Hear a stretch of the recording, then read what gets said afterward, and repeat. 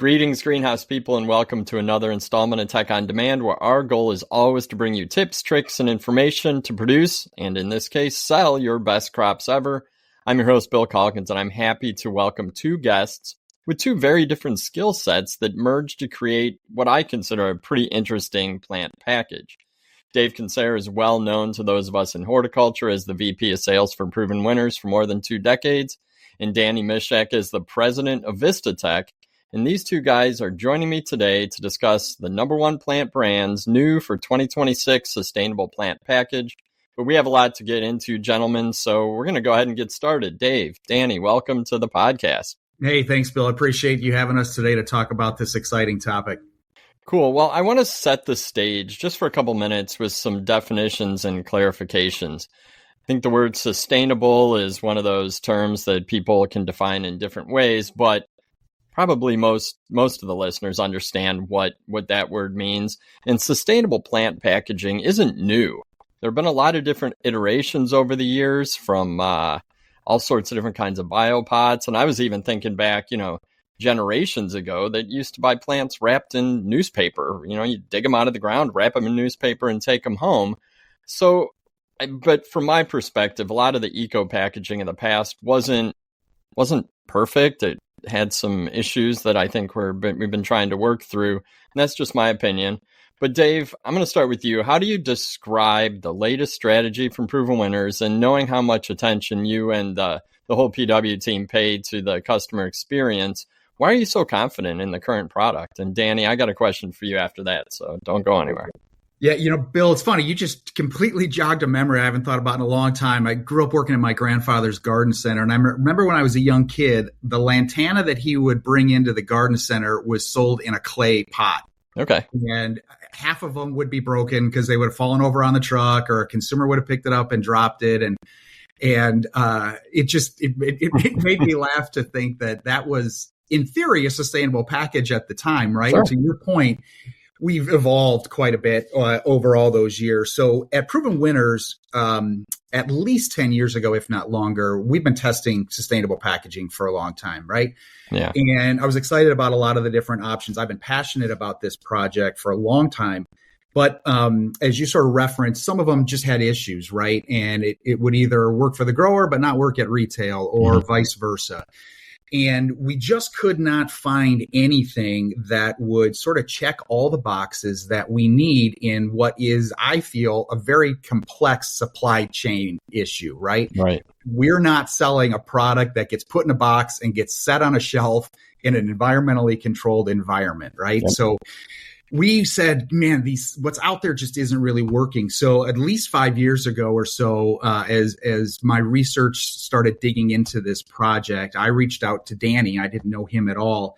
And we formed a really strong relationship right from the get-go based on some of the things he had been working on. And it really helped change things for us in terms of how I thought our industry was looking at sustainability. And really, to boil that down in a nutshell, Bill, was to make sure that we brought to market a product that checked all those boxes for the grower, meaning it's going to look and feel just like a plastic container. It's going to be able to work in flat filling and soil filling machines. It has tag locks, which is a big important part of our industry right now.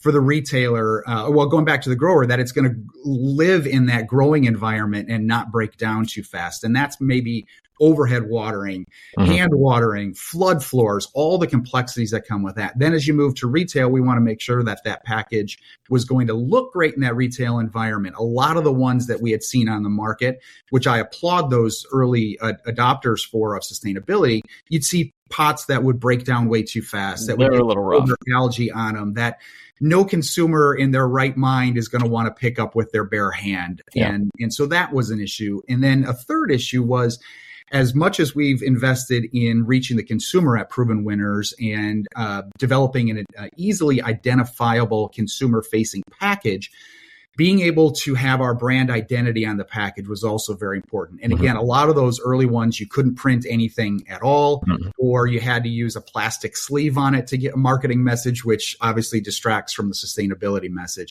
Right. And then lastly, and most importantly, we wanted to make sure that this was a seamless transition for the consumer, that, that's our ultimate goal. And in almost everything we do at Consumer is at Proven Winners, is to give that consumer a great gardening experience. And so we set out with Danny to try to check all of those boxes and probably 10 more that I didn't even mention. Yeah. And where I am super confident is I know that we checked those boxes and really created an amazing, sustainable package that is unlike anything that we have in the industry. That's awesome. So I've got two follow-up questions. First off, what is it called? What do you guys call this package or this concept? Quite a sales guy I am. I forgot the lead there and didn't even mention the product. Thank you, Bill, for that kind reminder. So the packaging that we're talking about today is we call it Eco Plus. And we have a couple different sizes of that, the Eco Plus Grande and the Eco Plus Elite. And we can talk more about those sizes later. Yep. But this sustainable plant-based package we call Eco Plus. Okay. And then my other question is, how'd you find Danny and VistaTek? Actually, Danny has a great story about this. Danny, I'm going to turn that over to you on the actual day that I sent you my first email. Yeah. All right. Yeah, I want to hear this. Because I was curious about our journey. I was being quite reflective before Cultivate this year. And it was on Earth Day 6 years ago. He uploaded a message to our website. Says, "Hi, I'm Dave. I work at Proven Winners, and we have a need to create a sustainable product with a high volume. Please contact us." I was like, perfect. So obviously he felt the guilt on Earth Day to do better. So he reached out to us. No, that's good. The good old power of the internet, right? I just started searching things and I found his website, and what I saw on there was really interesting. And I said, hey, this guy's got something that I've never seen before. And, we created this really fast friendship because thankfully, we both of our companies and both of us personally are just very like-minded in this idea of creating something better for the industry. Cool. All right, good. I just wanted to figure that out, how this connection was made. And it's actually a perfect segue to my question for you, Danny, which is, you and your company have a lot of experience in injection molded packaging, from what I learned online, and kind of, for lack of a better word, manufacturing plastics. Can you share what makes the new Proven Winners Zero Plastic Eco Plus pots so cool? I know a lot about plants, and I actually do have some experience in sustainable packaging, which we can talk about off air because didn't go that well. But my knowledge of pots is probably passable at best, so I'll leave the question wide open. What about these new Proven Winners pots from VistaTek makes them so awesome? Oh, I think it's been the 3 years of in the field true experience, true trials. We might have tried to outkick our coverage in the first revision of this. We went back almost 5 years ago, and we made up formulations of garden pots and had these run through the greenhouse, through field testing, and probably a quantity of 500 to 1,000. And from that, we narrowed down from 7 material choices to 1. We really tried to find a pot that was completely landfill free, completely plantable, the whole 9 yards, with the nutrients added in the pot, and we weren't ready for it. Right. So what happened is the research from each year that we got from the feedback, the customer feedback was amazing that Proven Winners got, and we never shied away from it. So each revision we realized how people handle these in the greenhouse, how they handle them at retail, how they handle them when they plant them at home. And so the research that we got from people that planted them from Miami to Oregon to Canada, we got the feedback of how fast they broke down or they didn't break down, or how they were used, or how they swelled up a little bit in the trays. Yeah. And so what we did, we continue to take this information, the feedback, and we continue to just go back to how to make it better, And Dave mentioned we have 3 customers. You have the corporate grower, the retailer, and the home gardener. Right. How do you make a perfect application, a perfect product for all 3? Because a corporate grower doesn't want to change anything they've ever done. They don't want to go back and plant how their great-great-grandparents sowed a seed. And the retailers, it has to look really good and sexy on the shelf. And the home gardener wants to break down in a week.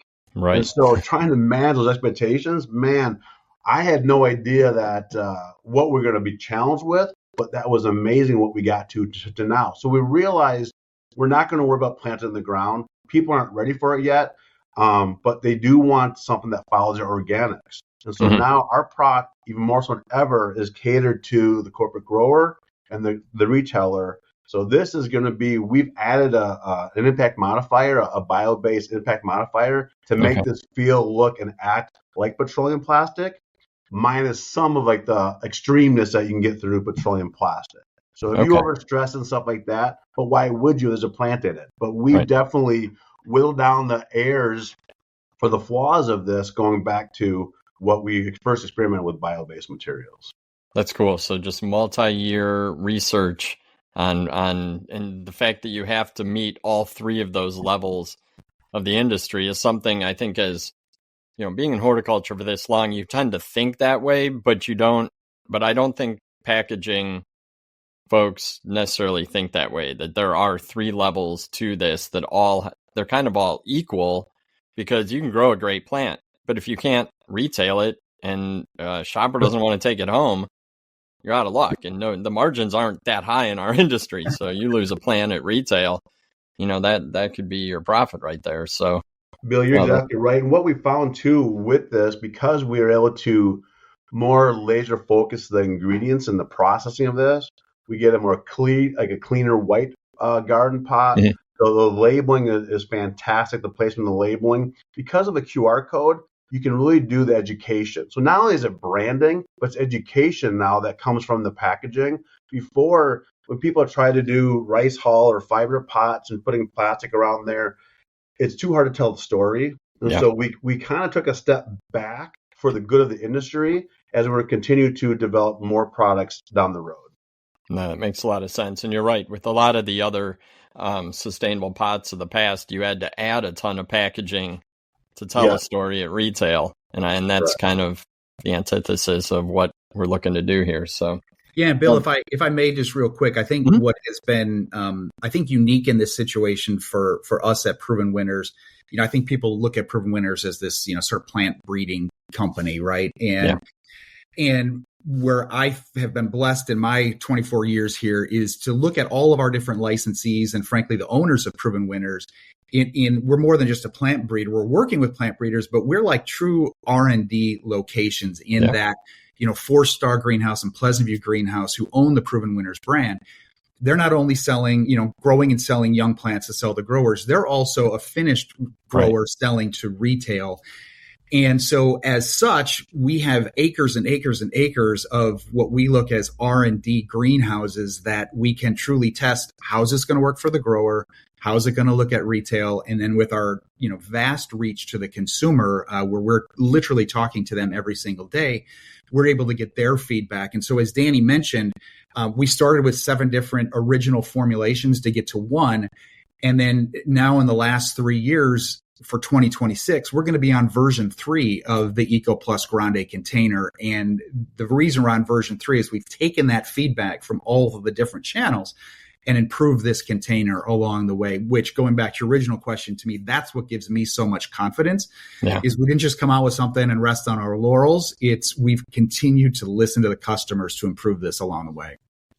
Dave, I don't know if we could have gotten as far advanced in the 3-4 years without that feedback. But Bill, we're talking feedback. I've been invited inside the growers, you know, facilities, and seeing that people are pre-filling these pots with dirt and stacking on top of each other 6-7 layers high. And when I walked in and saw them shrink wrap these without plants in them, I'm thinking, no, I wouldn't recommend doing that with this product. You know, and so knowing, because I had no idea what was happening and catering to these, even with our tag lock, watching them, it's a blind tag lock, but we added features to allow it easier. We asked people on the floor, what's the worst part about putting a tag in a tag lock? And they said, trying to guess where it's at. So we took all that data and said, let's make a better product for everyone who gets exposed to it. That's cool. And I think that having those, you know, quote unquote test labs that are young plant finished growers that understand how products are displayed and sold at retail is I mean, that's benefited you guys for so long in the plant side, but certainly makes a lot of sense that benefits the packaging side as well. So I guess along those lines, Dave, most of our listeners are going to be growers, certainly a good half of them are probably retail growers as well. Are there any changes in the actual plant production, kind of nuances that you need to produce, that same high quality proven winners crop that you do in a plastic pot? I'm sure, I've heard, obviously you guys have done a ton of trials at the partner greenhouses and some of your customers, but is there anything growers need to know about using zero plastic Eco Plus pots in production? Yeah, great question. And Danny may still have PTSD from when we first started this project, because when we started, I said, hey, our industry uses these plastic containers and plastic trays, and we can't deviate from that sizing and the automation and stuff I talked about earlier. So I sent him all of our existing packaging, which of course is made from 2 different manufacturers, which each pot, while mostly exactly the same, has little nuances and differences. And we've got all these different trays and everything. And I said, so go find and make something that's going to work with all of these existing trays, right?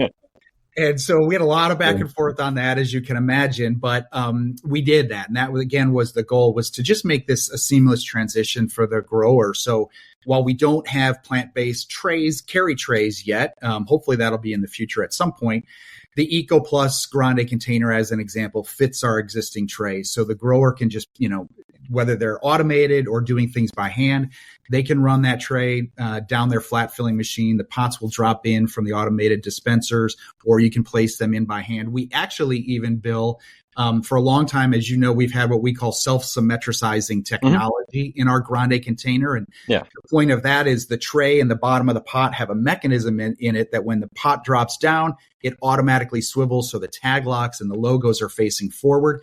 We included that technology, very unique technology, into the Eco Plus Grande container.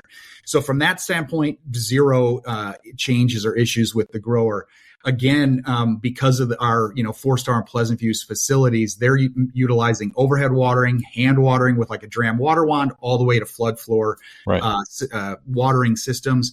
These containers are seamless in any of those applications. So for the grower, there really isn't a change at all. And I've been very proud that we've been able to accomplish that, because it took a huge undertaking by Danny and his engineering mind. That's awesome. So simple answer, no change. Yeah, sorry. I think that your explanation was great. I think we need that background, but the growers listening are going to feel confident that, growing them like you're used to growing, and you're going to have good success. Yeah. And again, going back to, the original testing that we did, again, we, let's say a proven winners Grande flowering annual, that's mostly what that container is used for, is flowering annuals.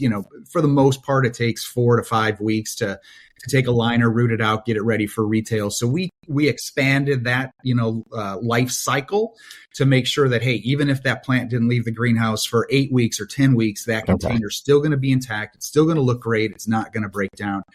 And then the ultimate success on that, Bill, is, for example, at 4-Star Greenhouse, 100% of their retail ready finished production is in the Eco Plus packaging. So they're putting out millions and millions and millions of these Grandes the last couple of years that are going out directly to retail garden centers, also through e-commerce and online. And we've seen zero issues on that front. Cool. Well, that is good to hear. I think the listeners will appreciate that. Danny, can you, in a couple minutes, and I know this is probably a challenge for someone with kind of deep knowledge, and this is your passion and your company, but can you take the listeners through the evolution of the pot materials from the original EcoPot that you worked on to what's available for 2026? And you talked about having 7 different iterations of materials. Maybe just share a little bit. I know some of it's probably proprietary, but and what are the materials you've looked at? What are some of the successes or failures you've seen? I think it's just interesting to hear how this evolution has happened. Yeah, the way we looked at it is we had to find a bio-based material that would break down faster, so it would work for the home gardener without completely sacrificing, the intent to get them to the corporate growers. But so we've experimented with manure, eggshells, distillers grain, soy, coffee chaff. We've experimented with all these ingredients, and there's a lot of levels of supply chain, the feedstock. Is there enough? Is it consistent from those things? And so as we developed those, we had to find something that helped bring the price down, as it would help make the product more productive from there. But our team, we're not quite to 100 different materials that we've experimented with yet, but we're getting close. And let me tell you, there's some materials that we've sampled or experimented with that do not smell good in the shop. Right. I had somebody send me from a tanning facility. They sent me like rendering from tanning hides, and I said, if you're gonna supply it to me, it has to be dry. They said, oh yeah, it's pretty dry. Pretty dry did not quite work when I opened up the bag and it was still undried, and my head snapped back. I had a neck brace on for like a month and a half because for how much my neck snapped back from smelling that rendering. But the evolution is we got to continue to find something that brings the price down because we don't have the volume. If you look at there's 1 trillion pounds of petroleum product being made each year. Yeah. 1 trillion pounds. I think it's a 3 trillion pound industry.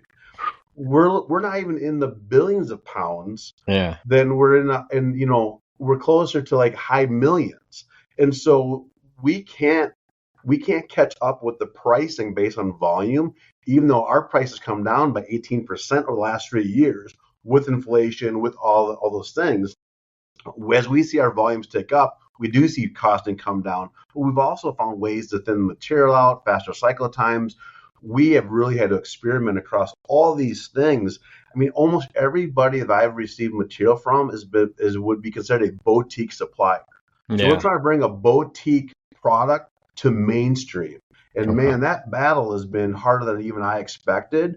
But with that success comes confidence. With confidence becomes better product. And that's where we're seeing the success from there. So the materials, just real quick, back to materials, we want to make sure the end goal was that it would follow your organics. And so if you industrial compost your organics, your food scraps, this product will follow. It makes it very simple. Most people put their food scraps, they don't compost them, they put them in the landfill. Yep. That's where this product would end up if you did the same thing. So in a lot of the communities in Minnesota, the Twin Cities, St. Paul, Minneapolis, they have curbside pickup for industrial composting. This product, once you plant the plant, you can then take the pot and put it in your industrial compost bin. So we're trying to really create a circular economy where the product comes from the planet and it ends up back in the planet. That's the biggest thing. And we'll get into this a little more later when we talk about some of the legislation out there. Yeah. But we were trying to really be cautious of the end of life product, the method of end of life.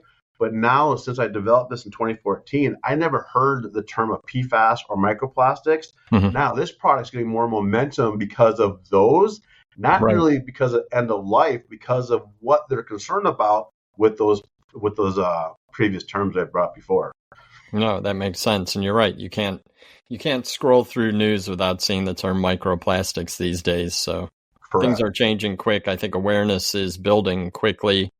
And the products like this are necessary, I think, especially when we're in a legit consumer market with garden plants that are very visible and certainly used by millions and millions of people. So, but I think it's interesting what you say about our horticulture use of packaging is very tiny in comparison to the overall worldwide use of packaging products. And the trillions down to our millions it's a big challenge to overcome when it comes to the pricing and supply chain.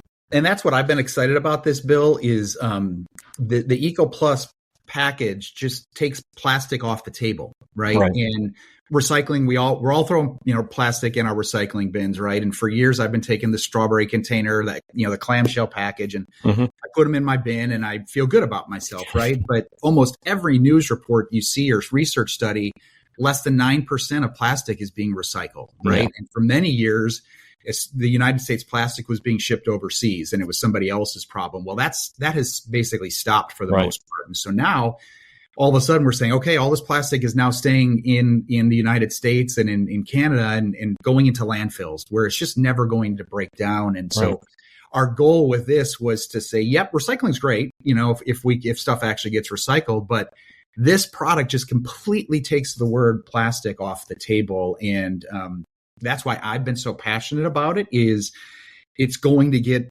more and more and more into that everyday consumer mind of what is happening with this stuff that I'm throwing in my garbage bin.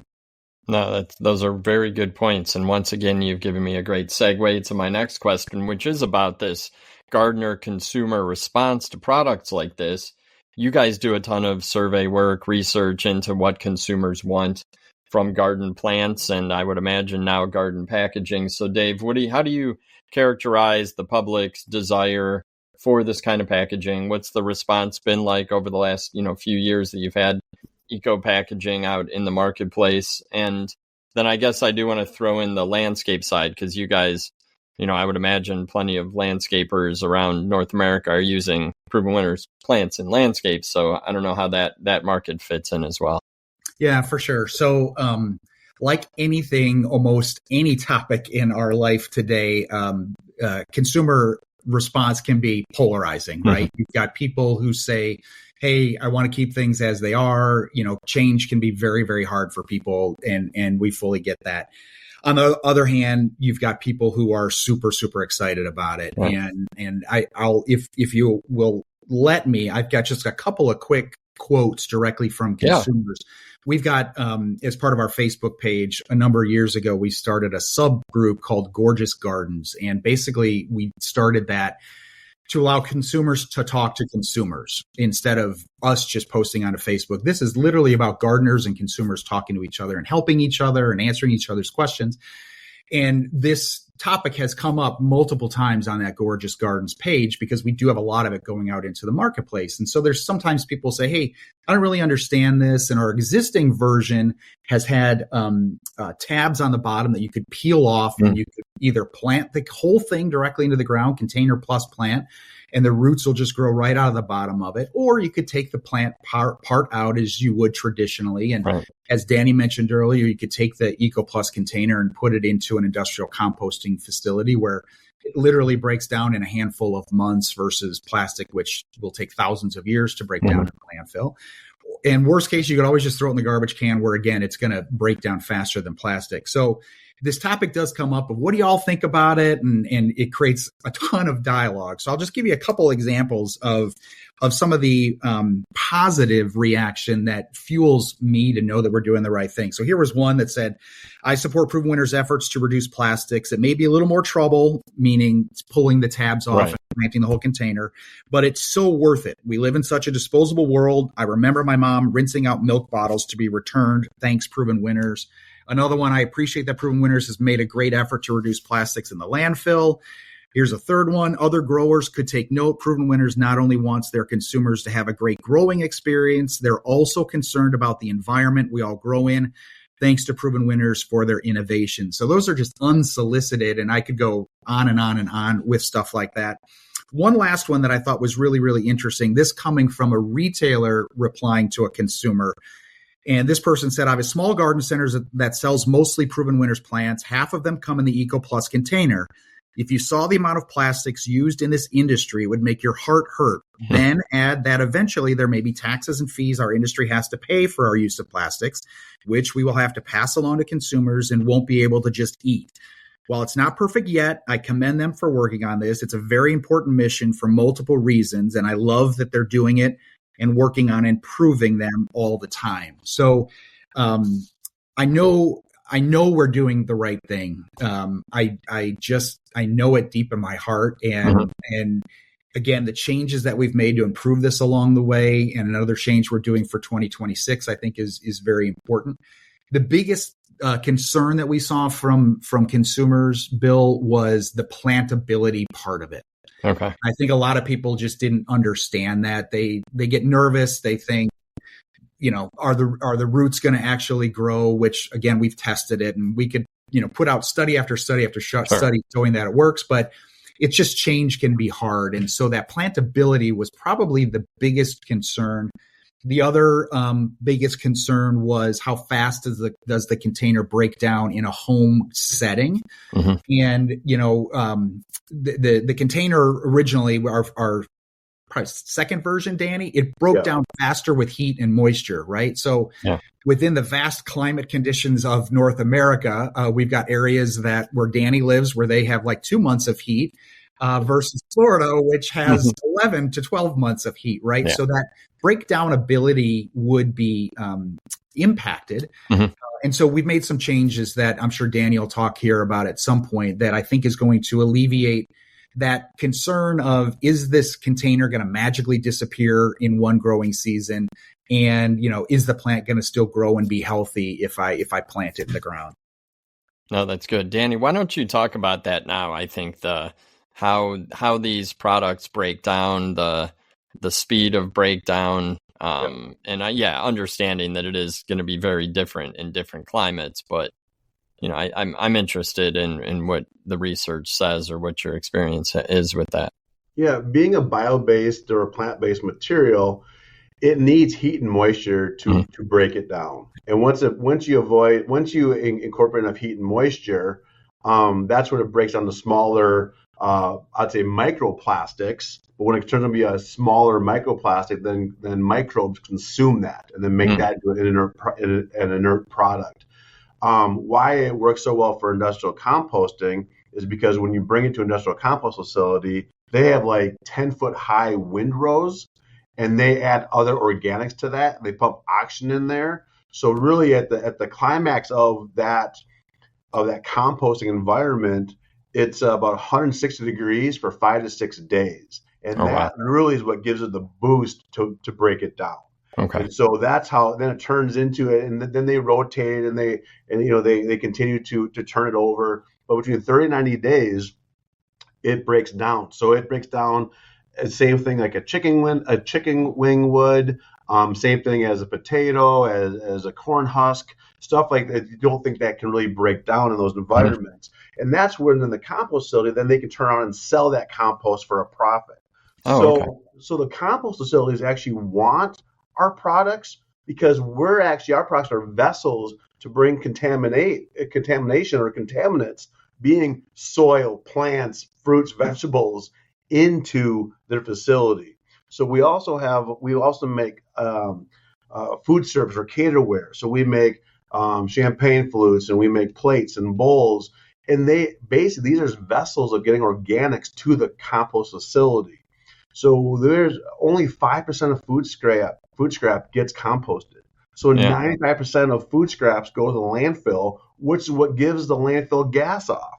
And so if we could just be wiser with what we do with our organics, bring those things to the composter. So the products that we develop using bio-based or plant-based plastics, that's allowing organics to get to the compost facilities so they can then have cleaner organics and compost moving forward. So when we developed our first product breakdown in the soil, we sent some to somebody who was growing in Hawaii and saw great success. But then in Minnesota, nothing breaks down in Minnesota from November to March. It's frozen. And so it happens, people would see the product next spring and they'd say, oh my gosh, nothing happened. It's still there. Well, if you think about a container in the ground with soil on the inside and soil on the outside, there's nothing there to really change the shape of it, even though if you weighed it, the molecular weight was less because it was breaking down.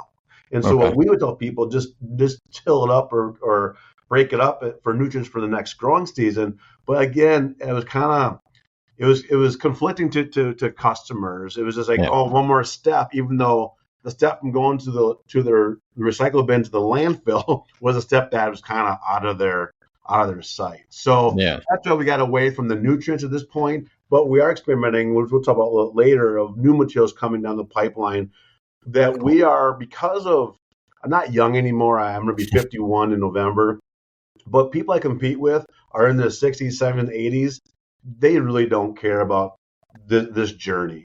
Right. And we are, people that work with us know how passionate we are. And that if we're from the top of the company saying we're going to make this work, we're determined to change the industry and move, have this shift. That's why people are giving us the materials in the first crack. we sold product going to Australia for the first time, and I'll be going there later this year to see them launch this product in Australia. Cool. This is exciting. Where on the world basis, we're seeing the desire, the need for this to get away from the plastics.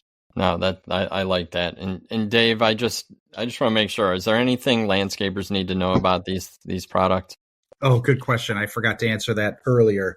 With the existing Eco Plus Grande and the Eco Plus Elite, which is like about a 1 quart size container, in my mind, with the plantability part of it, it's an amazing product, right? Mm-hmm. Because they could literally pop the bottoms off those containers, put it right in the ground and walk away, and there's no waste. And they're not having to spend the time to gather up a bunch of plastic pots that, again, are more than likely going to go into a landfill. So plug and play also for that landscape customer, and I think a good opportunity.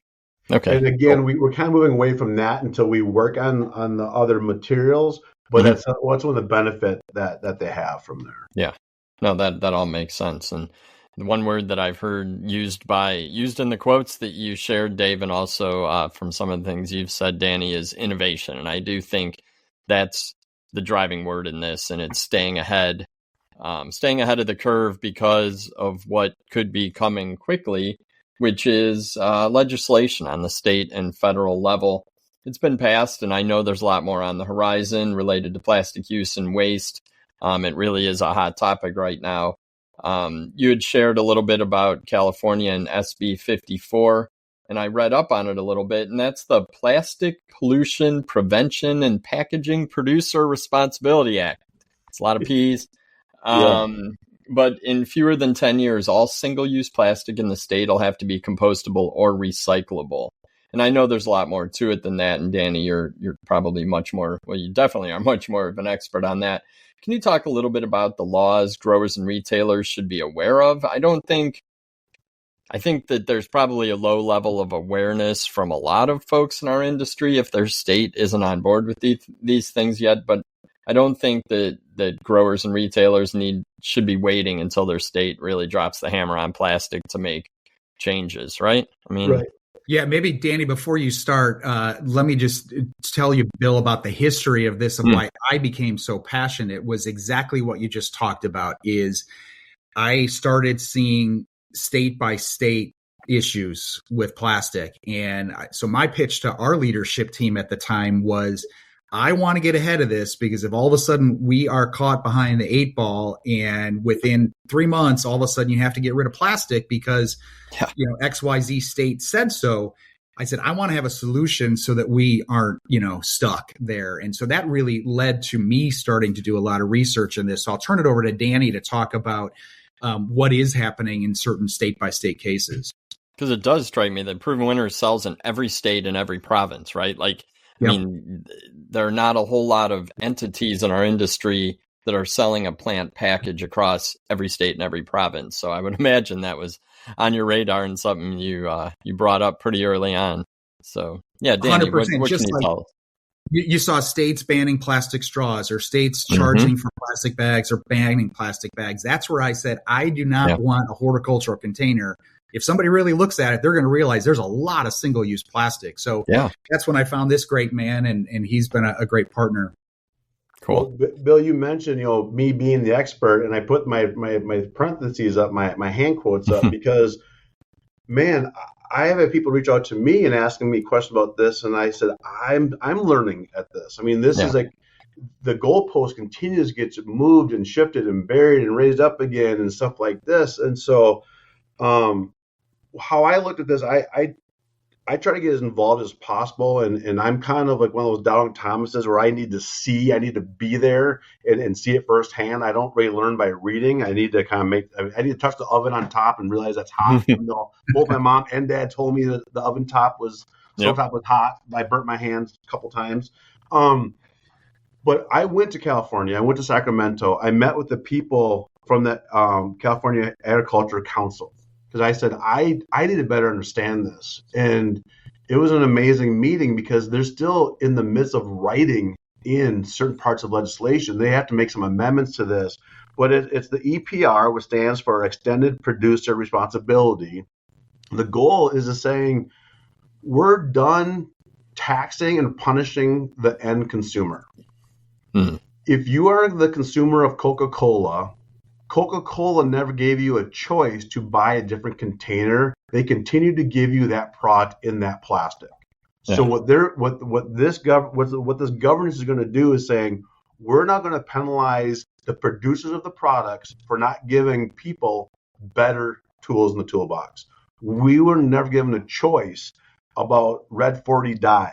We were never given a choice with that Coca-Cola or these plants being in petroleum plastic. So they're saying we're going after those people now. That way we can put the responsibility then on the consumers to make a choice if there's more choices out there accordingly. So how they have to do this, though, is they had to get a third organization involved to be a PRO, PRO, which stands for Producer Responsibility Organization. Now, that one for California is Circular Action Alliance. They're responsible for collecting these fees, fines, taxes, or whatever you want to call them, to submit to the Plastic Pollution Mitigation Fund in California. But now this is legislation. This is now state law that the CAA, Circular Action Alliance, has to put forth each year. They have to bring $500 million to put in that fund on top of the extra funds to cause it to implement the regulatory act, stuff like that. So they're looking at just under $1 billion that they have to bring forward each year. So they're looking. So they're on guard. They're on the hook now. So they have to bring this forward to this fund. So what's the best way of doing that? The only way they can do it is saying, here's a single-use piece of plastic, here's the tax, collect it. Mm-hmm. But so I said, well, who's going to collect that, and who's going to register? Who's going to like oversee this and account for this? And they're saying we don't know. Yeah. So they want people to register, and then from there they'll register that, and then they'll get the invoice and pay what the dues are. And I know for a fact I've heard from a very large producer of products saying, we'll wait till we get fined. Right. We're going to wait. And then I look at this like from a humanity standpoint. We're going to wait till we get caught for doing something that this area is deemed to be unlawful or wrong or bad for the economy or for the ecosystem or whatnot. Mm-hmm. But would you ever want to run a business and just wait to get caught because you're doing something you know that you are on watch for this? Yeah. I don't want to park in a handicapped parking spot until someone tells me to move if I don't have a permit to park there. Yeah. So I think it's weird, but it's almost kind of the plastic industry, the petroleum industry, is why do we fight so hard to use this product? Why do we do that? And the only reason we do it is because of cost. Yeah. We don't know what that cost is costing other people with microplastics and nanoplastics and stuff like that. So we keep waiting, trying to get caught up. Why not get ahead of it and just be the leaders of it and make it the new standard? And so when I know that somebody has to submit $500 million each year, I live in Minnesota. We have a very high cigarette tax. Mm-hmm. It didn't start that high. Yeah. And I don't know if they think it's so bad for you, why don't they ban it? Well, they don't want to ban it because then they lose the revenue from the cigarette tax. But I don't know. I don't have a record of this, but I'm sure it started off with a very small fee, got bigger and bigger. Now I think it's $5-6 a tax per cigarette, container. Yeah. What's it going to be? What's the fine going to be after this year and next year and the year after that? Finally, if you come up with $500 million and not everyone's registering, they may come up with a higher per container tax. Sure. And then how do you pass on to the customer? Where does that go? So if you can do a bio-based or plant-based, avoid it completely, I think it's the best way. Michigan, they have legislation right now that's not even talking about single-use plastics. They've gone right to microplastics. Okay. California, in the conversation we had kind of after the meeting, they're saying this is a start, but there will be something coming down the path regarding microplastics. Right. So single use, but we're trying to how do we kind of wiggle our way through single use plastics? What's deemed single use? What's that? But eventually, when it goes to microplastics, everyone's exposed. Right. So at that point, How do you get ahead of it and not try to play catch up? How do you own your direction and move forward from there? So you've got a state on the West Coast, you got a state in the Midwest or Great Lakes. This is coming across North America, I would imagine. What about Canada? Right What's now. Canada doing? I got to believe Canada's pretty hard line on this. Canada's way ahead of the curve from that standpoint. They've already implemented these things, and they already have, I think, a fee for using a petroleum pot from there. But there's 6 states: California, Colorado, Maine, Maryland, Minnesota, and Oregon, that already have these in legislation. Mm-hmm. But there's now between 16 and 23 other states, additional states, that are working towards this. So it's not going away. No. And this is even from the top administration, who may not be green-minded. This is local people saying our water in the rivers is terrible. Our water, our land, our soil, whatever. I always thought it was a California problem. Me personally, I live in the Midwest. Mm-hmm. Not that I didn't care, but I'm thinking that the big garbage patch is there between Hawaii and California, the side of the state of Texas. I'm going like, sucks to be them. They cause it. Their problem. Then I got an article, because now I can't unsee what I've seen, and everyone who knows me sends me more stuff of how the sky's falling. But 12 breweries pulled water from the Great Lakes in the Midwest. All 12 found microplastics through the filtration into the bottled beer. So also I'm going like, well, whatever happened in California, New York, or China, whatever, that didn't cause the stuff in the Great Lakes. Right. That was our own runoff, our own pollution, our own misuse of plastics. So I'm realizing, we all have to keep our backyard cleaner, and we need to bring innovation to do that. But also we have to stop certain behaviors as we clean up what we've done in the past, and stop doing what we're going to need to do in the future. So there's so many benefits. And Dave, something you said earlier, I think is perfect for this. It's the right thing to do. Right. And Danny, it strikes me that when you listed off that handful of states that already has legislation on the table, some of those are the biggest greenhouse crop producers in the U.S. I mean, you named off, Oregon, Colorado, Michigan, like California. So this is going to eventually impact everyone, but currently and quickly impacting a lot of major horticulture producing states. And our goal in this bill is, Danny's, this is his livelihood, right? And so he's super educated. Even he's having a hard time keeping up with it. I for sure can't keep up with what every single state is doing. And so we know our grower and retailer partners, they're all wearing a lot of hats, right? You think of a typical garden center owner, they're, paying the bills, they're watering the plants, they're picking up carts, everything. They for sure are not going to have the time to keep track of this. And so our goal at Proven Winners, like I said earlier, is just to take the word plastic off the table. And then you don't have to worry about it. We'll have done that sort of work for you and made it simpler. No, I think that's great. And I'm sure that folks appreciate that. Dave, I got a couple of tactical questions. We'll let you put on your salesman hat real quick. What are the sizes and configurations available with Eco Plus? And then, you can wear your salesman hat, but I don't want you to be a salesman on it. What about the cost? What's the cost difference between a 1 quart plastic pot and a 1 quart Eco Plus pot? Yeah, so it does so much, unfortunately, boils down to what's the cost. So I totally get it, and that's probably our biggest argument / question on the trade side of things. So we have 2 sizes that we offer so far: the Eco Plus Grande, which matches up very similar to our 4¼ inch Grande container. That's primarily, it's our biggest volume for our flowering annual program. And then we've got the Eco Plus Elite, which matches up most closely to a 1 quart size container, which is great for annuals, ornamental grasses, but also a fantastic thing for like 1 quart size perennials. So just using the Eco Plus Grande as an example, since that's our biggest volume at this point, really I look at it as, yes, there's an upcharge. It's more expensive, no doubt about that. And I won't hide from that. But I also look at it very similarly to the strawberries that I buy for my house, right? Because of media and things my family has read, strawberries, it's on the list of bad vegetables that contain fruits that contain lots of chemicals. And so guess what? We only buy organic strawberries in our house. And in many cases, that can be double the cost of a conventionally grown strawberry. So I think consumers, our growers, our retail partners, we're making these decisions every single day in other products that we do.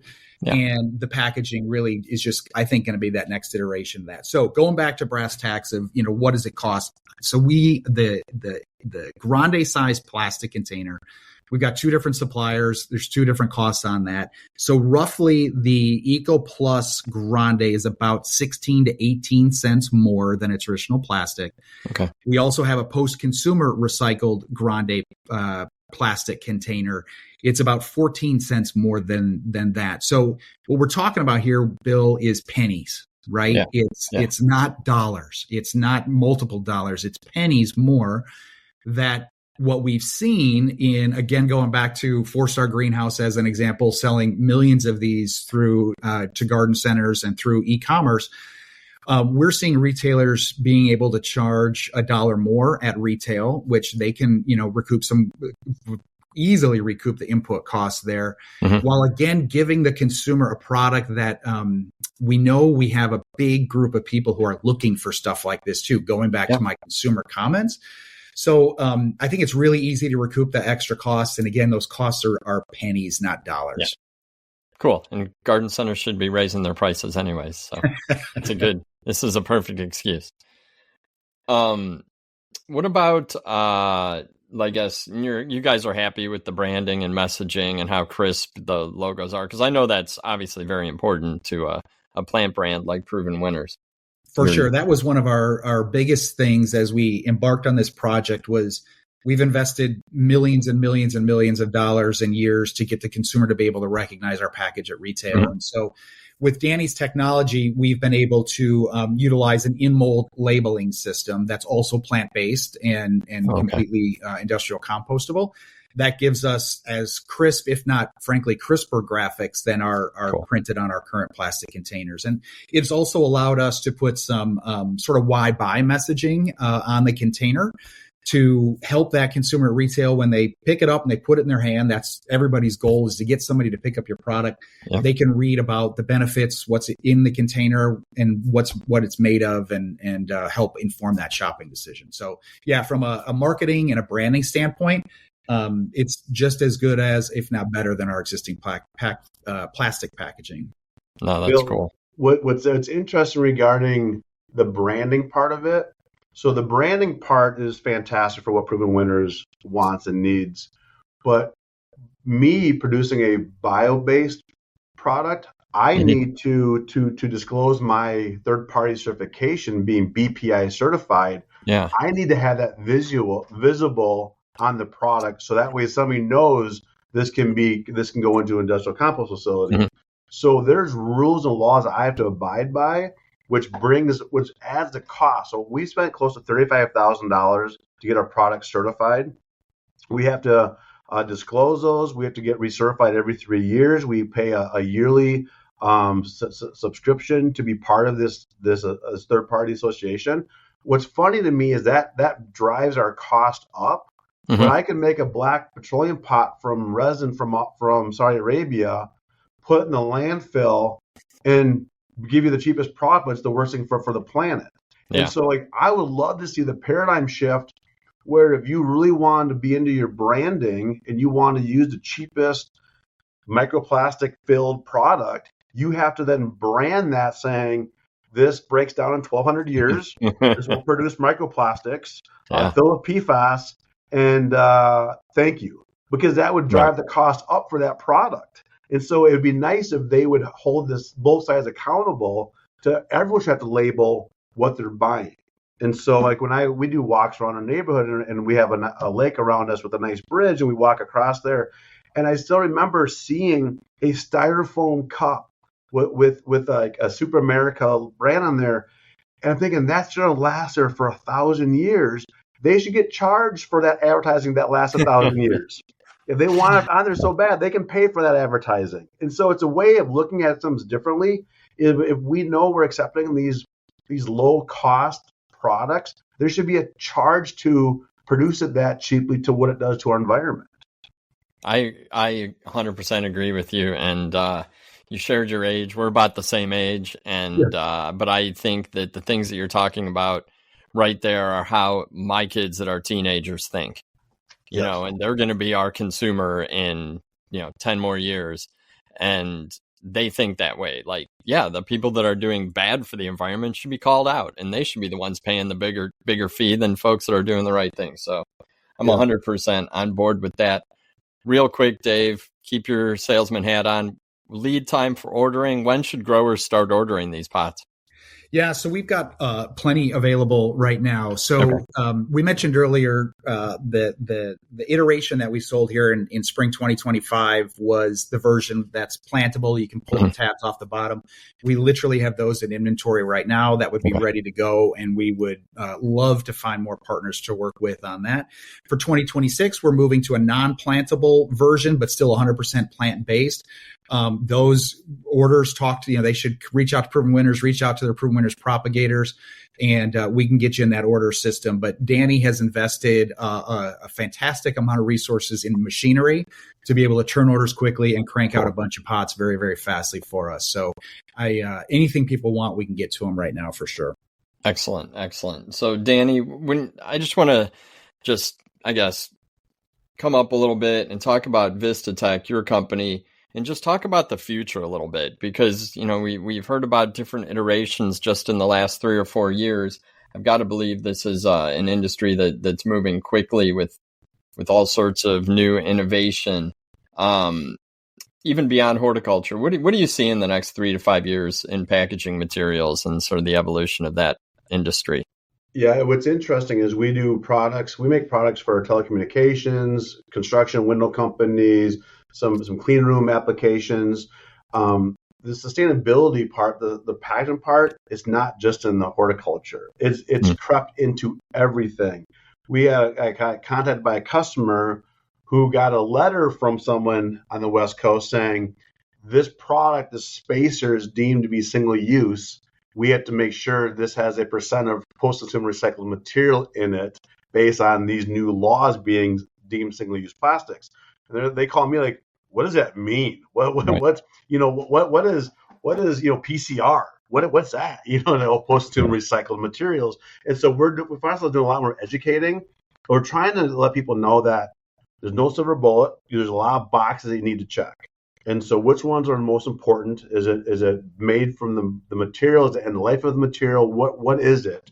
But the future is, we're seeing another facility being brought, more facilities being erected for bio-based materials, different use of feedstocks. So there's consistency. There's a company we're working with that's producing material from algae. So all of a sudden, algae that you can start creating the things. We're experimenting with something with seaweed. There's all the thing too is we've talked a lot about petroleum, but we're working with a material we can add to petroleum to reduce the use of petroleum, to bring the use down 30, 40, 50% of petroleum. And somebody told me if I invented a product that could eliminate 30% of the consumption of polypropylene, I would get you would get a Nobel Peace Prize. And so you look at this as it's just about reducing, eliminating. It's a variety of things. So if let's say there's 500 billion pounds of petroleum being used, that's not the accurate number, but being used, and you reduce that to 100 billion pounds or 1 billion pounds, that's enormous. Right. And again, I'm not trying to be anti-drilling for oil. I'm trying to use it for medical devices, aerospace technology, but for single use, we just got to do better. Mm-hmm. It's like if you own a school bus and you owned a 4-passenger car and you're going to drive 100 miles to work by yourself, you wouldn't drive the school bus. It's a misuse of the school bus. But if you're going to drive 50 people to a party, you grab the school bus. And I think we're using the wrong type of technology for the wrong application. I just want to realign based on responsibility because we don't have endless supply of oil. So I want to make sure when we do need to develop a life-saving application for heart monitoring or a medical device that we have the technology available instead of wasting on a spoon, fork, or garden pot. I think that's a really good way to describe the evolution, is getting smarter, realigning, not things aren't going away. Things are just being used in better ways for that application. Correct. And I think horticulture is a perfect example of that. I mean, we take the plant out of the pot and you toss the pot. Like it's not, it's kind of like that can of soda you mentioned earlier, where we don't want to keep that around. I mean, there are plenty of things that I want to survive in my house for a very long time, but not the pots that my petunias and calabrica are coming in. I'll tell you that for sure. Agreed. Well, I think that this is really exciting stuff for our industry. I think it's something that growers and retailers need to pay very close attention to, or they're going to fall behind and kind of get caught off guard. And you guys illustrated that very, very well. The consumer demand is clear. The technology and innovation is clear. The fact that it doesn't impact how these products are grown or brought to market, I think is very much appreciated. And before we wrap up, Dave, where can the listeners go to learn more and see these new pots to get kind of a visual sense of what we discussed?